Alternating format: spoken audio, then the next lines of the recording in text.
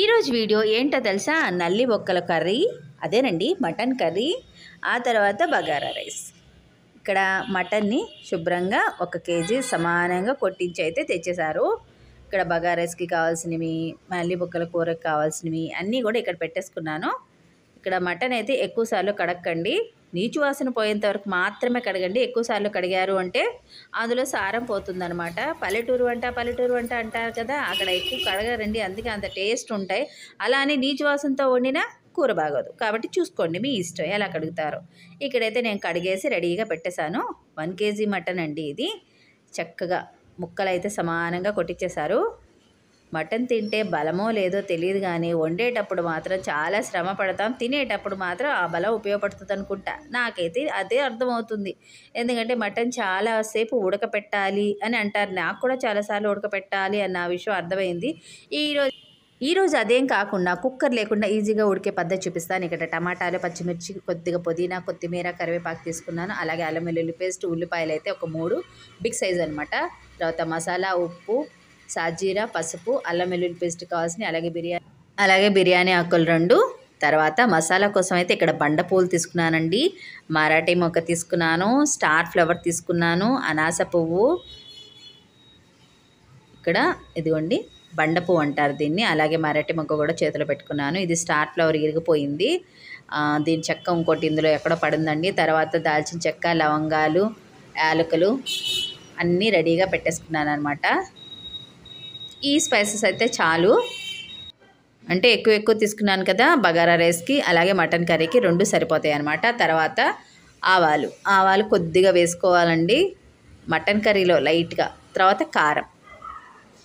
ఇందులో నేను మీకు నూనె ఒకటి చెప్పలేదు, మిగతా అన్నీ కూడా ఇక్కడే ఉన్నాయన్నమాట. కేవలం మటన్ బాగా ఉడికేటట్టుగా, అది కుక్కర్ లేకుండా చాలా తొందరగా ఈ వీడియోలో అయితే చూపిస్తాను, చూడండి. తర్వాత ఇక్కడ నేను ఫస్ట్ కూరగాయలన్నీ కోసేస్తున్నాను. మటన్ కర్రీకి కావాల్సినవి ముందుగా కోస్తున్నానండి. ఉల్లిపాయలు, పచ్చిమిర్చి ఫస్ట్ కోస్తాను.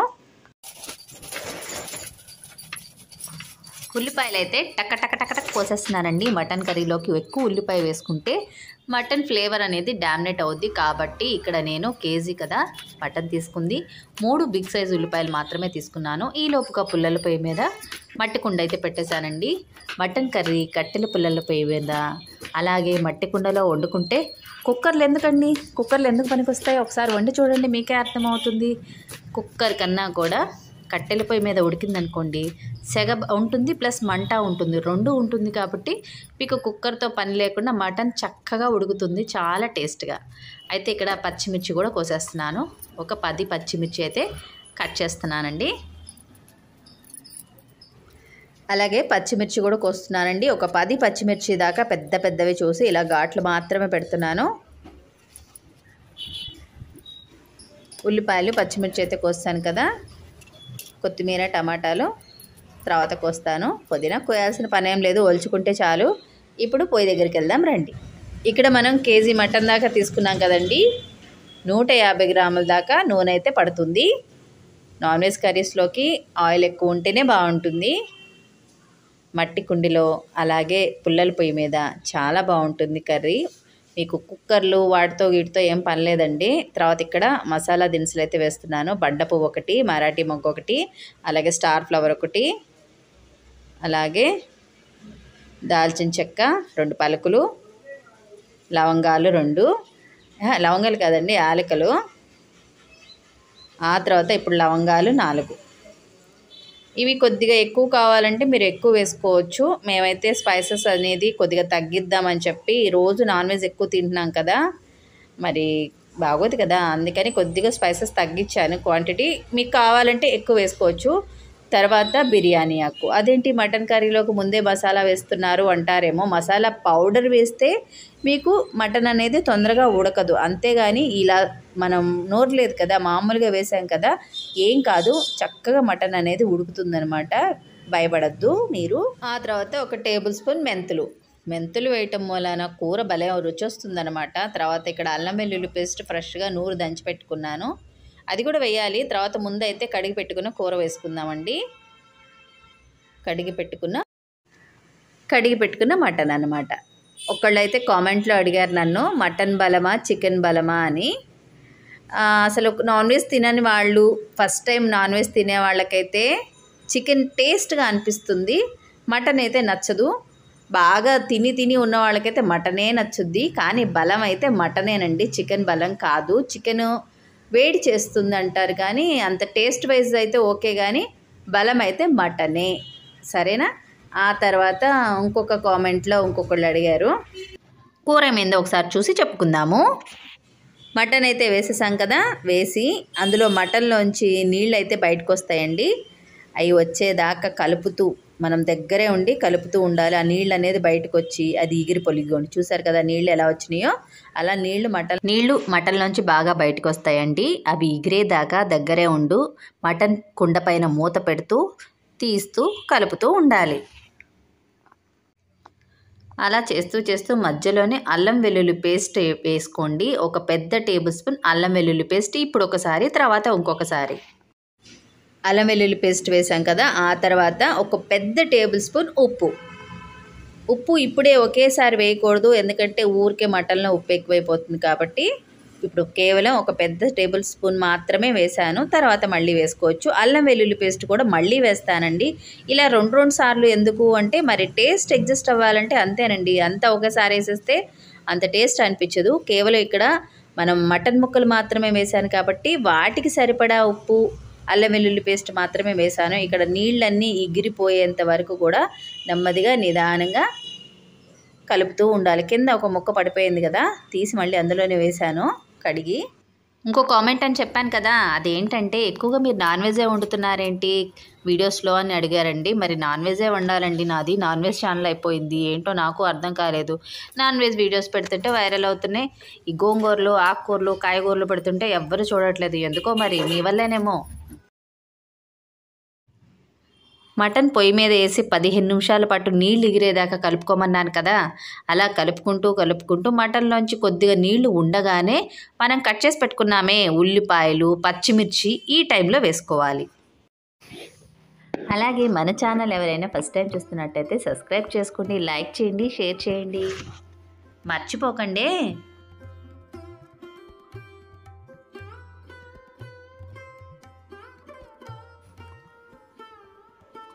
ఈ ఉల్లిపాయ, పచ్చిమిర్చి కూడా వేసుకున్న తర్వాత ఇప్పుడు కరివేపాకు వేసుకుందాము. ఒక 2 రెమ్మల కరివేపాకు అయితే వేస్తున్నాను. ఆ తర్వాత కొన్ని పుదీనా ఆకులు వేయాలని ఏం లేదండి, మీకు దగ్గరలో ఉంటే వేసుకోండి, లేదంటే స్కిప్ చేసేయచ్చు. తర్వాత కొద్దిగా కొత్తిమీర,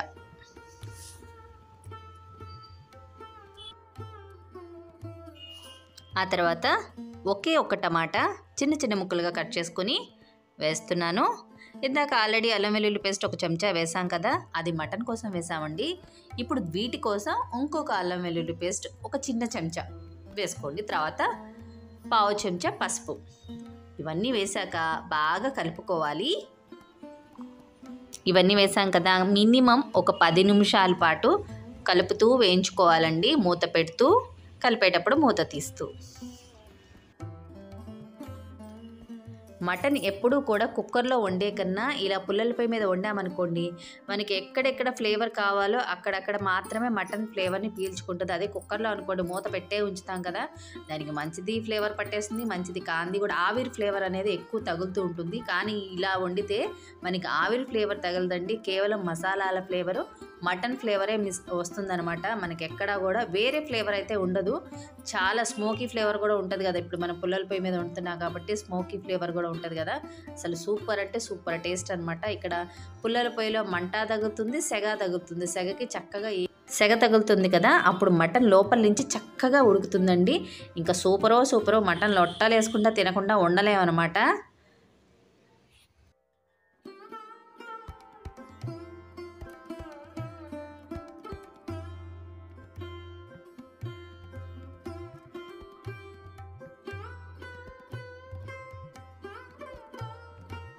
ఇవన్నీ వేసిన తర్వాత ఒక 10-12 నిమిషాల తర్వాత ఇందులోకి వేయటానికి ఇంకా చాలా ఉన్నాయి కదా, దానికోసం మూత అయితే తీస్తున్నాను. ముందుగా కారం మన రుచికి సరిపడా వేసుకోవచ్చు. నేనైతే ఇక్కడ 4 చెంచాల కారం దాకా వేస్తున్నానండి.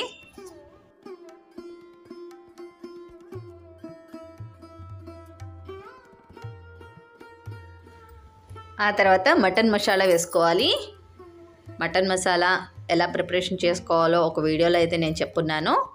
నా పాత వీడియోస్లో ఉన్నాయి, చూడండి ఒకసారి. తర్వాత ఇందాక ఆల్రెడీ ఒకసారి ఉప్పు వేసాం కదా, ఇప్పుడు ఒక పావు చెంచా కాదండి, ఒక అర చెంచా ఉప్పు వేసుకోవచ్చు.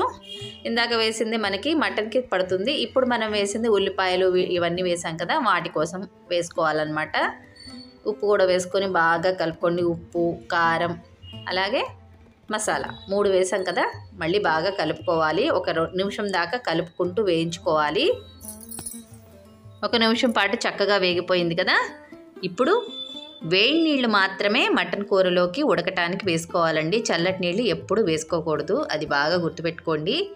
ఇక్కడ నేను ఒక పెద్ద గ్లాస్ వాటర్ అయితే వేసుకున్నాను. మటన్ ఆల్రెడీ చాలా చక్కగా కుక్ అయిపోయిందండి. మనకి ఎక్కువ నీళ్ళు అయితే అవసరం లేదు.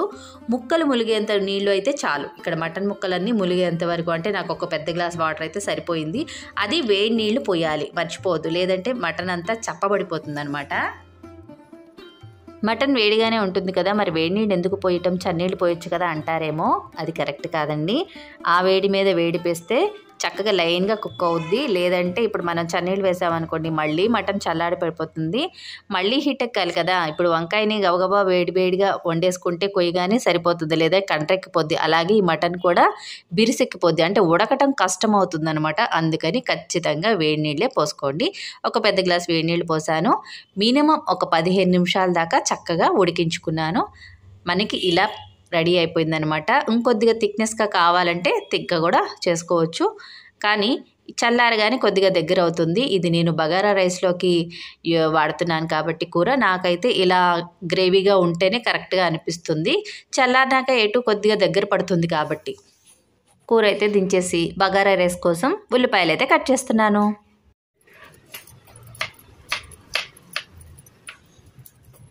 రైస్ కరెక్ట్గా 1/2 కేజీ దాకా తీసుకుంటున్నానండి. 500 గ్రాముల దాకా రైస్ తీసుకుంటున్నాను. బాస్మతి రైస్ కడిగేసి నానబెట్టేసాను అనమాట. తర్వాత అందులోకి ఉల్లిపాయలు, ఒక మీడియం సైజు 2 ఉల్లిపాయలని ఈ విధంగా పొడుగ్గా కట్ చేస్తున్నాను. బగారా రైస్ అని చాలా సార్లు వీడియోస్ అయితే చూసానండి. తీరా వీడియో చూస్తే ఏముంది అందులో, వెజిటేబుల్ పలావే కదా. అంటే నాన్ వెజ్లో మిక్స్ చేయకుండా పలావ్ వండేసామనుకోండి, దాన్నే బగారా రైస్ అంటారు. తెలంగాణలో బగారా రైస్ చాలా బాగుంటుంది, వాళ్ళు చేసే స్టైల్ బాగుంటుంది. అంటే స్పైసెస్ అనేది ఎక్కువ వేసుకుంటారనమాట. ఇక్కడ నేను అన్నీ రెడీగా పెట్టేసుకున్నాను. బగారా రైస్కి కావాల్సినవన్నీ కూడా రెడీగా చేసేసుకొని ఇక్కడ కూర అయితే దింపేశాను కదా, వెంటనే మందపాటి గిన్నె అయితే పొయ్యి మీద అయితే పెట్టానండి. బగారా రైస్లోకి నెయ్యి సగం, నూనె సగం వేసుకొని చేసామంటే అన్నం పొడి పొడిలాడకుండా ఉంటుంది, తినటానికి రుచిగా ఉంటుందన్నమాట. హైదరాబాద్ వెళ్ళారు అంటే బగారా రైస్ తినకుండా రాని వాళ్ళు ఎవరైనా ఉన్నారా? కానీ ఇక్కడ ఆంధ్రాలో కూడా ఇప్పుడు వెజిటేబుల్ పలావ్ని బగారా రైస్ టైప్లో చేసేస్తున్నారు అనమాట. ఇక్కడ నెయ్యి అయితే 3 టేబుల్ స్పూన్ల నెయ్యి అయితే వేసేసానండి. 1 టేబుల్ స్పూన్ ఆయిల్ వేసాను. లేదు అంటే పూర్తిగా కూడా ఆయిల్తో చేసుకోవచ్చు. నెయ్యి వేస్తే చెప్పాను కదా టేస్టే వేరని.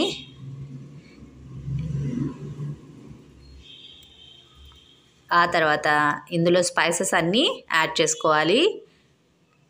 ఇందాక మనం కర్రీలోకి వేసిన స్పైసెస్ అన్నీ వేస్తున్నాను ఇక్కడ. బగారా రైస్ వండేటప్పుడు ఎక్కువ కూరగాయలు అయితే యాడ్ చేయకూడదండి. ఎక్కువ కూరగాయలు యాడ్ చేస్తే అంత టేస్ట్ అనిపించదు. ఎందుకంటే ఆల్రెడీ ఇక్కడ మటన్ కర్రీయో చికెన్ కర్రీయో చేసుకున్నప్పుడు మాత్రం. ఇప్పుడు స్పైసెస్ అనేది యాడ్ చేసుకుందాం. హోల్ గరం మసాలానండి, అదేనండి బిర్యానీ ఆకు, బండ పువ్వు, మరాఠీ మొగ్గ, స్టార్ ఫ్లవర్, అనాస పువ్వు చిన్నది, యాలకులు 2, లవంగాలు 4, దాల్చిన చెక్క చిన్న ముక్క, ఇవన్నీ వేసి దోరగా ఫ్రై చేసుకోవాలి.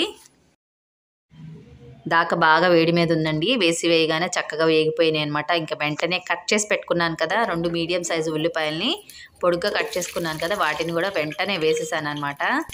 ఎందుకంటే ఇవి మాడిపోతూ ఉన్నాయి, మాడిపోతే అస్సలు టేస్ట్ బాగోదు, అందుకని వెంటనే వేసేసాను.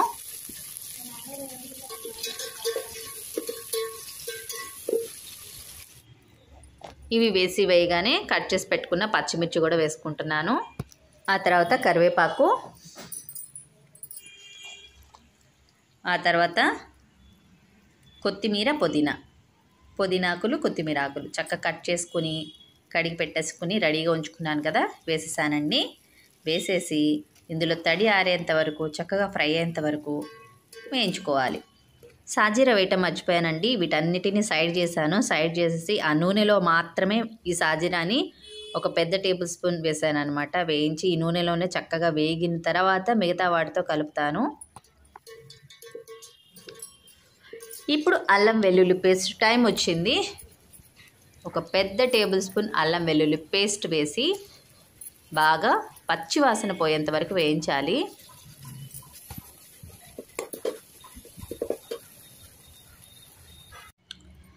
అల్లం వెల్లుల్లి పేస్ట్ బాగా వేగిన తర్వాత ఒకే ఒక టమాటా అండి, ఎక్కువ వేయకూడదు.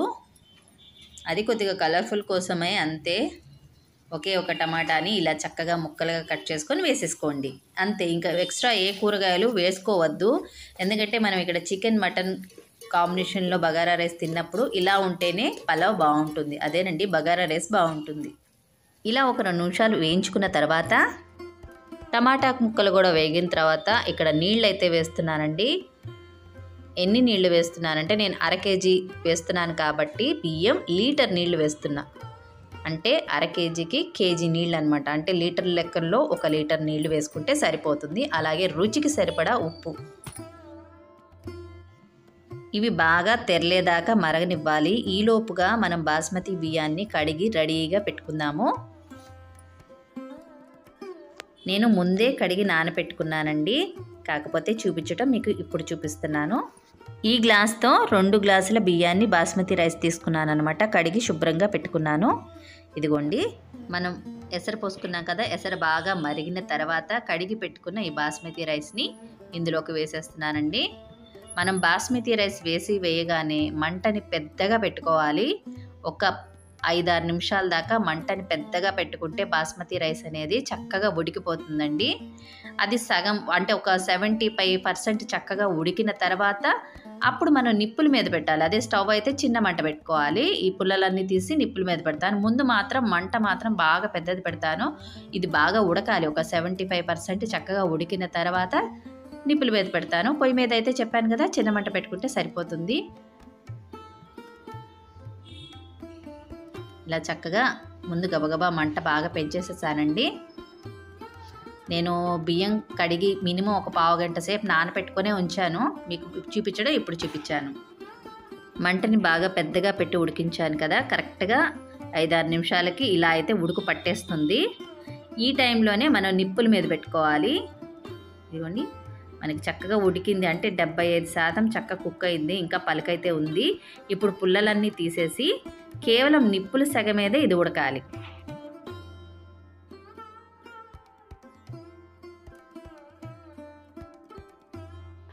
ఇలా నిప్పుల మీద ఒక 10 నిమిషాలు నేను వదిలేసానండి. వదిలేసిన తర్వాత 10 నిమిషాల తర్వాత మూత తీసి చూసారు కదా పలావ్ ఎంత చక్కగా పొడి పొడిలాడుతుందో. మంచి అరోమా అయితే కూడా వస్తుందన్నమాట. మనకి ఎక్కువ కూరగాయలు లేకుండా ఉంది కదా. చూడటానికి కూడా చాలా నీట్ అండ్ క్లీన్గా ఉంది అన్నం. ఇది మనం మటన్ కర్రీలో మటన్ కర్రీ అయితే వేడిగా నేనైతే వడ్డించుకొని తినేస్తున్నాను. మీకు చూస్తుంటేనే నోరు ఊరిపోతుందని నాకు తెలుసు. కాకపోతే నేను తిని ఎలా ఉందో మీకు చెప్తాను. ఇక్కడ బగారా రైస్ అయితే పెట్టుకున్నానండి. అలాగే మటన్ కర్రీ కూడా వేసుకుంటున్నాను. చెప్పాను కదా మటన్ కర్రీ చల్లారితే కొద్దిగా దగ్గర పడుతుందని. ఇదిగోండి అలాగే దగ్గర పడింది. చూడండి చూసారు కదా ఎంత దగ్గరగా వచ్చేసిందో. ఇందాక మనం దించేటప్పుడు కొద్దిగా గ్రేవీగా ఉంది. ఇప్పుడు కొద్దిగా దగ్గర పడింది అనమాట. కర్రీ అయితే దీని మీద వేసేసుకున్నాను. ఇప్పుడు శుభ్రంగా తింటాను.